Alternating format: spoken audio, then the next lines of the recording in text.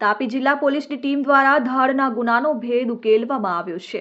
ઉચ્છલ તાલુકાના ભડભુંજા ખાતે પરિવારને માર મારી ધાડપાડુઓ દ્વારા 3 લાખથી વધુની ધાડ પાડવામાં આવી હતી, જે સ્થાનિક યુવકને દેવું થઈ જતા તેણે ટીપ આપી પોતે ધાડમાં સામેલ થઈ અન્યો સાથે ગુનાને અંજામ આપ્યો હતો।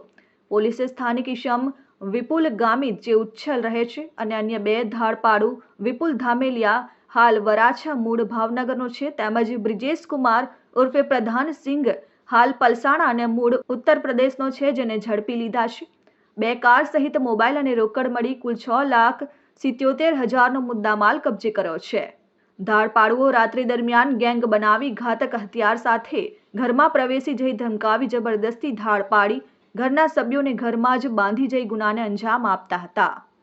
સંડોવાયેલ આરોપીઓ એક ઇકો કારમાં બેસી સોનગઢ તરફ જનાર છે એવી ઇન્ફોર્મેશન મળેલી, જે અનુસંધાને અત્રેના જિલ્લાના અધિકારીઓએ ટીમો ગોઠવી અને વોચ રાખી આ ગાડીને આંતરી આ કામે કુલ 3 આરોપીઓ શંકાસ્પદ હાલતમાં મળી આવેલ, જેઓના પ્રાથમિક પૂછપરછમાં નામ જોતા વિપુલભાઈ દાસિયાભાઈ ગામિત, રહેવાસી ગાંધીનગર, ડેરી ફળિયું, તાલુકો ઉચ્છલ, જિલ્લો તાપી, મૂળ ભાડભુંજાના છે, તથા વિપુલભાઈ ભીખાભાઈ ધામેલિયા, રહેવાસી સુરત, મૂળ ભાવનગર, તથા ત્રીજો આરોપી બ્રિજેશ કુમાર ઉર્ફે પ્રધાન રામ આશરે સિંહ, હાલ રહેવાસી સુરત, મૂળ રહેવાસી ગામ સોનાઈ, જિલ્લો જોનપુરનાઓ સદર ગુનાના કામે પોતે ગુનો કરેલ હોવાની કબૂલાત કરેલ અને તેઓ પાસેથી સદર ગુનાના કામે રોકડા રૂપિયા